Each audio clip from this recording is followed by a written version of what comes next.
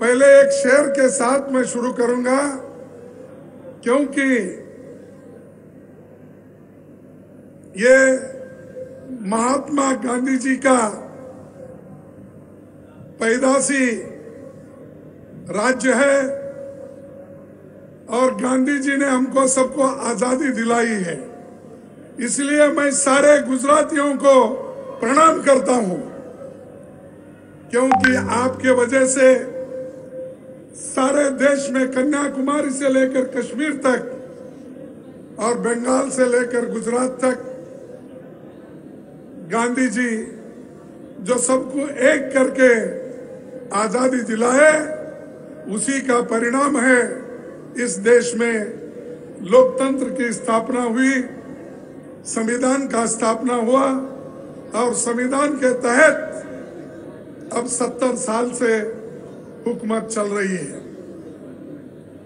बाबा साहब अम्बेडकर ने इस देश में एक नया संविधान दिया, जिसको गांधी जी, वल्लभ भाई पटेल जी, पंडित जवाहरलाल नेहरू जी, अब्दुल कलाम आजाद जी, ऐसे कई नेताओं ने उनको प्रोत्साहित करके इस देश में संविधान को अस्तित्व में लाया। लेकिन इस संविधान को तोड़ने के लिए, इस संविधान को खत्म करने के लिए आज बीजेपी और आरएसएस पूरा कोशिश कर रही है और उसको साथ देने वाले नरेंद्र मोदी जी जो यहाँ के हैं। एक तरफ गांधी जी हमको आजादी दिलाई, दूसरे तरफ नरेंद्र मोदी जी उस आजादी को छीन ले रहे हैं। और मैं ये कहना चाहता हूं कि एक शेर है उर्दू में, मक्तल में आते हैं वो, मक्तल बोले तो मालूम है ना, खत्म करने की जगह, मक्तल में आते हैं वो खंजर बदल बदल के, या रब मैं कहां से लाऊं सर बदल बदल के। अरे सर तो एक ही है, अगर वो सर कट गई तो जान गई। तो यहाँ आरएसएस और बीजेपी वाले रोज सर काट रहे हैं, लिंचिंग के नाम पे, गौरक्षा के नाम पे। जो अगर डायरी को कोई अपनी पशु को लेके जाता है तो उसको उतार के मारते हो। जो दलित शादी कर लेके घोड़े पे अगर उसका जुलूस निकालता है तो उसको नीचे उतार के मारते हो। जो दलित चमड़े का काम करता है तो उसको नंगा करके मारते हो। तो क्या यही महात्मा गांधी जी ने हमको सिखाया था? मैं पूछता हूं, बड़े बड़े मूर्ति तो आप गांधी जी के लगा सकते हो, वल्लभ भाई पटेल के लगा सकते हो, लेकिन जिन उसूलों को उन्होंने आपको दिया है, उन उसूलों को मोदी जी तोड़ रहे हैं, बर्बाद कर रहे हैं।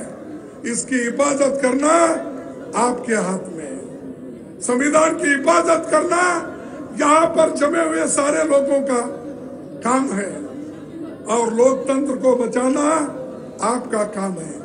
अगर लोकतंत्र नहीं बचेगा, संविधान भी नहीं बचेगा, संविधान भी नहीं बचेगा, बोलने की आजादी भी नहीं मिलेगी, वोट देने की आजादी नहीं मिलेगी। दलित, महिला और किसान जितने भी लोग हैं, समान सामाजिक समता के नाम पे हर एक को एक ही वोट का अधिकार है, वो किसी को भी नहीं मिलेगा। तो आरएसएस वो कोशिश कर रही है और मोदी जी भी ये चाहते हैं इस देश में पार्लियामेंट्री डेमोक्रेसी को खत्म करके ऑटोक्रेट बन के वो इस देश में प्रेसिडेंशियल फॉर्म ऑफ गवर्नमेंट लाने की कोशिश कर रहे हैं ताकि वो हुकूमत कर सके और आरएसएस के उसूल इस देश में चल सके। इसीलिए मैं खास करके अपने भाइयों से अपील करता हूं, यहाँ पर बैठे हुए जितने भी हमारे किसान भाई है, दलित भाई है, महिलाएं हैं, अल्पसंख्यक है, आपकी जिम्मेदारी है। 2019 में आप संविधान बचाना चाहते हैं या नहीं, इसका सही निर्णय आपको लेना है। और उसी ढंग से आपको मालूम है कि मोदी जी के कैसे कैसे निर्णय हैं। मोदी जी ऐसा निर्णय लेते हैं, मैंने सुना मोहम्मद तुगलक भी वैसा निर्णय नहीं लिया। मोहम्मद तुगलक एक बार रात में सोचा कि भाई अगर उस वक्त सोने के जो असरफिया बोलते क्या बोलते पे नान्य चलते थे, और उन्होंने ये सोचा अगर मैं चमड़े का सिक्का चलाऊंगा, सोने का सिक्का अगर वापस लूंगा तो मैं बहुत अमीर बनूंगा, ये सोचा था। वैसा ही मोदी आज सोच रहे हैं, और यही सोच के उन्होंने किया है कि ये नोटबंदी करना देश में, और नोटबंदी करके उन्होंने गरीबों को परेशान किया। और जो महिलाएं, जो गरीब लोग लाइन में ठहरे हुए थे, वो अपने ही पैसे लेने के लिए कम से कम 120 लोग मर चुके। ये किसी देश में ऐसा नहीं हुआ। अपने ही पैसे आप लेने के लिए बैंकों से लाइन में खड़े होकर 120 जान अगर कहीं गई तो हिंदुस्तान में गया, और उसका जिम्मेदार कौन है? नरेंद्र मोदी है। और नरेंद्र मोदी जी नोटबंदी करके छोटे मोटे व्यापारियों को, गरीबों को, महिलाओं को, विद्यार्थियों को, नौजवानों को तंग कर दिए।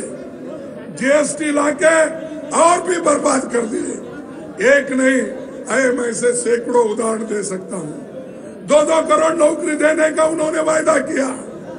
अरे 2 करोड़ देने का तो छोड़िए, उल्टा 2 करोड़ 75 लाख नौकरियां इस 5 साल में घट गई मोदी जी के जमाने में, और केवल 1 करोड़ 35 लाख नौकरियां बढ़ गई। यानी 10 करोड़ का वायदा किए, 1 करोड़ नौकरी दिए, 2 करोड़ 75 लाख घट गए। तो ऐसे मोदी किसी के प्लान है, मोहम्मद तुगलक के जैसे प्लान है उनको दिल्ली से दौलताबाद जाने का। तो उसी के साथ मैं ये कहूंगा, सिर्फ इतना ही नहीं, उनका हमेशा ये एक बात रही है कि किसानों के बारे में भी उन्होंने यही कहा कि मैं आप सबको कॉस्ट प्लस 50% प्राइस करके दूंगा, एमएसपी बढ़ा के दूंगा। तो एमएसपी तो नहीं बढ़ गई। एग्रीकल्चर प्रोडक्शन बढ़ाऊंगा, ये उन्होंने कहा। जब यूपीए सरकार में 4.4% एग्रीकल्चर प्रोडक्शन था, लेकिन उनके जमाने में केवल 2.3% पे वो आ गए। तो हर फील्ड में, चाहे एग्रीकल्चर हो, चाहे जॉब हो, अनएम्प्लॉयमेंट का प्रॉब्लम बढ़ रहा है। हर चीज में उन्होंने इन्वेस्टमेंट तो लाया नहीं, लेकिन बोलते रहे। मैं आने के बाद सब तेजी हो गई, और हमेशा अपनी बात को वो कहते ही रहे। और झूठ कहने की उनकी आदत है। झूठ कहते कहते कहते वो ये समझे जिस ढंग से वो आ गए। जर्मनी में हिटलर का एक आदमी था, गोबेल्स, उसको वो इंफॉर्मेशन मिनिस्टर था। उसको ये आदत थी कि एक झूठ 100 बार बोलते अगर गए तो वो सच हो जाता है। वो उनकी भावना थी।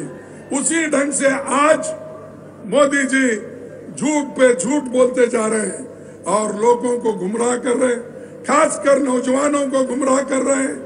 और देश के पेट्रियोटिज्म के नाम पे वो लोगों को गुमराह करना चाहते हैं। अभी हमारे दोस्त हर्षद पटेल ने बताया कि उन्होंने ये कहा कि भाई हम तो सभी लोग देश की रक्षा के लिए तैयार हैं, खून देने के लिए तैयार हैं। इसीलिए इस मंच से ये स्लोगन आया और ये कहा कि जय जवान जय किसान का नारा लगाया गया। और ये नारा लाल बहादुर शास्त्री ने दिया था पाकिस्तान के खिलाफ जब हम लड़ाई लड़ रहे थे उस वक्त उन्होंने दिया। और पाकिस्तान को हमने एक बार नहीं 3 बार हराया। 1947 में हमने हराया, 1965 में हमने हराया, 1971 में हमने हराया।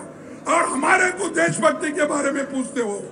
अरे हमारे पार्टी में तो लोग कुर्बान किए हैं, लाखों लोग मर गए हैं, जेलों में भर गए हैं। और आपके पास, बीजेपी के पास, आरएसएस के लोग, उनके घर में एक कुत्ता भी देश के लिए नहीं मरा, एक कुत्ता भी देश के लिए नहीं मरा। और ऐसे लोग हमसे प्रश्न करते हैं कि देश के बारे में देशभक्ति नहीं है। कांग्रेस जो इंदिरा गांधी की जान गई इस देश के एकता के लिए, राजीव गांधी जी की जान चले गई इस देश के एकता के लिए, हर आदमी देश के लिए कुर्बान किया। ये कांग्रेस की पहचान है। लेकिन मोदी जी, ये बदकिस्मती है कि मोदी जी आजादी के बाद पैदा हो गए, इसीलिए उनको ये मालूम नहीं है कि कौन कौन लोग इस देश के आजादी के लिए लड़े, कैसी कुर्बानी उन्होंने की, क्या क्या उन्होंने किया और देश को खुशहाल रखने के लिए क्या क्या काम किए, ये उनको मालूम नहीं। बार बार वही कहते हैं 70 साल से कांग्रेस क्या किया। अरे यही बोलते हैं, कितने दिन जाएंगे? मुझे ये बताओ 5 साल में आपने क्या किया? आप कितने वायदे किए थे, कितने उसमें आपने वायदे पूरे किए? ये अगर आप हमको बताएंगे तो हम कहेंगे भाई मोदी जी कुछ काम किए। तो इसलिए ज्यादा आपका वक्त नहीं लेता हूं, क्योंकि अभी हमारे नेता लोग आने वाले हैं।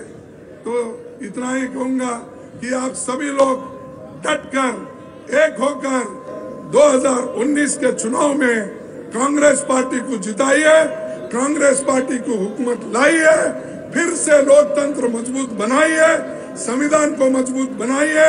और आज जो हर ऑटोनोमस बॉडी को तोड़फोड़ करने की चाल कर रहे हैं, उसको खत्म करने के लिए आपकी कोऑपरेशन की, आपके आशीर्वाद की आवश्यकता है।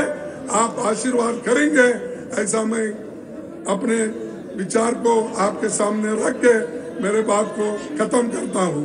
जय हिंद। अरे जोर से बोलो भाई, कम से कम बीजेपी वाले अगर सो गए तो उठना चाहिए। जय हिंद।